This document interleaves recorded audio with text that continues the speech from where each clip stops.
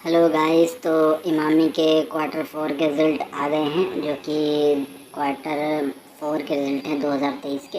तो देख लेते हैं, ये जनवरी फरवरी मार्च के रिज़ल्ट हैं गाइस। तो इसमें देख लेते हैं कंपनी का कैसा प्रदर्शन हो सकता है। आपको इस क्वार्टर में इसके जो रेवेन्यू है वो दिसंबर वाले क्वार्टर से थोड़ा घटता हुआ दिखाई दे। वो गाइस इसलिए होता है क्योंकि जो वो है, इसका जो कुछ प्रोडक्ट्स हैं जो कि सिर्फ सर्दियों में ही बिकते हैं। जैसे कि मैं आपका एग्जांपल दूं तो जैसे कि बोरो प्लस, वो जनवरी फरवरी मार्च में नहीं बिकते हैं। तो उस कारण इसका रेवेन्यू थोड़ा जनवरी फरवरी मार्च वाले क्वार्टर में गिर जाता है। तो इसे आप दिसंबर वाले क्वार्टर से ज़्यादा कंपेयर ना करें, क्योंकि उसके मुकाबले हर साल ही अगर आप देखेंगे तो उसका रेवेन्यू गिरता ही है।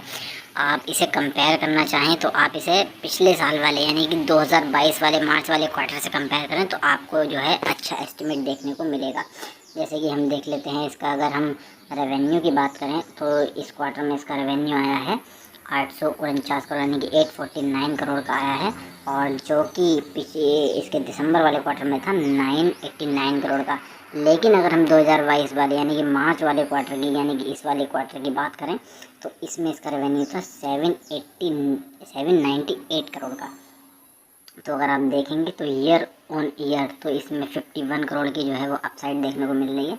लेकिन अगर दिसंबर वाले क्वार्टर से कंपेयर करेंगे तो जो है समथिंग 140 करोड़ का जो है वो की कमी देखने को मिल रही है। लेकिन मैंने जैसे कि आपको बताया कि आप दिसंबर वाले क्वार्टर से कंपेयर ना करें, क्योंकि उसके मुकाबले इसके कुछ प्रोडक्ट जो हैं वो जनवरी फरवरी मार्च में नहीं बिकते हैं। इसलिए जो इसका मार्च वाला क्वार्टर का जो रिजल्ट आता है हर साल, वो दिसंबर वाले क्वार्टर से थोड़ा कम होता है उसमें रेवेन्यू। चलिए अब देख लेते हैं इसके एक्सपेंसेस की बात कर लेते हैं। जो इसके एक्सपेंसेस आए हैं वो निकल के वो इस क्वार्टर में आए हैं गाइज 636 करोड़ यानी कि 636 करोड़ के जो हैं वो इसके एक्सपेंसेस हैं मार्च क्वार्टर के।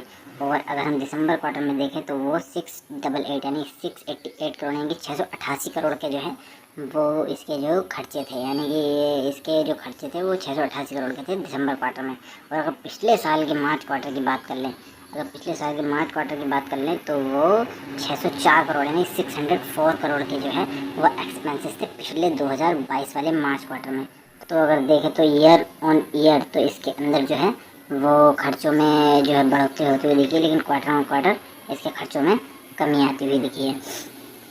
तो वो इसीलिए हैं क्योंकि अगर इसका रेवेन्यू घटा है तो इसके खर्चे भी घटे हैं। और अगर ईयर ऑन ईयर अगर मार्च का अगर ऐसे कंपेयर करेंगे तो ईयर ऑन ईयर जो है इसका रेवेन्यू बढ़ा है तो इसके खर्चे भी जो है वो बढ़े हैं। तो अब हम इसके देख लेते हैं कि प्रॉफिट आफ्टर टैक्स की बात कर लेते हैं। तो गाइस का प्रॉफिट आफ्टर टैक्स यानी कि प्रॉफिट आफ्टर टैक्स जो है वो इस क्वार्टर में आया है 141 करोड़ यानी कि 141 करोड़ का प्रॉफिट आफ्टर टैक्स आया है इस क्वार्टर में, मार्च 2023 क्वार्टर में, जो कि दिसंबर 2022 क्वार्टर में 232 यानी 232 करोड़ का प्रॉफिट था। और पिछले अगर मार्च क्वार्टर की बात करें 2022 में तो वो था 354 करोड़।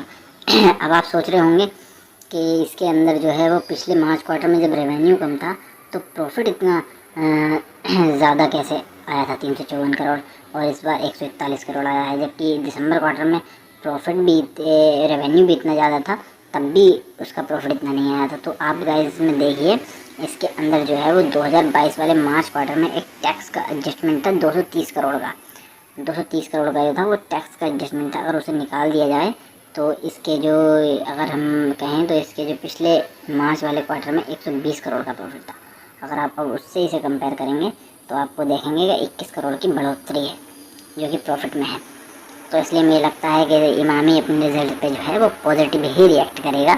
तो आप चाहें तो इमामी एक अच्छी एफएमसीजी कंपनी है जो कि डाबर और एचयूएल जैसे बड़े बड़े दिग्गजों के सामने अच्छे तरीके से अपने रेवेन्यू ग्रो कर रही है और आगे भी ये करती रहेगी।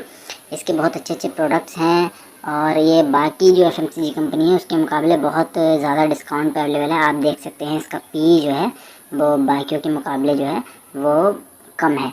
डाबर और एचयूएल के मुकाबले काफ़ी कम पी पर ये ट्रेड कर रही है। और अभी अभी इसका बायबैक भी आया था जो कि कंपनी अपने शेयर खुद खरीद रही है।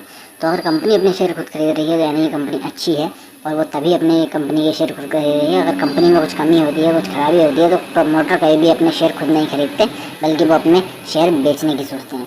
लेकिन फिर भी मैं अगर आपको ये कहूँगा कि अगर आप इस कंपनी में इन्वेस्ट करने की सोच रहे हैं तो एक बार खुद एनालिसिस ज़रूर कर लें, क्योंकि किसी भी स्टॉक को आप तभी होल्ड करके रख पाएंगे अगर आपका उसके अंदर अपना खुद का विश्वास होगा।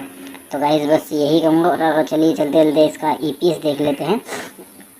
तो इसका अर्निंग पर शेयर जो है वो पिछले 2022 क्वार्टर में 8 रुपये पर शेयर का था, जो कि इस वाले मार्च क्वार्टर में 2023 वाले में 3 रुपये 27 पैसे पर आ गया है, जो कि दिसंबर क्वार्टर और मार्च क्वार्टर दोनों में ही कम है।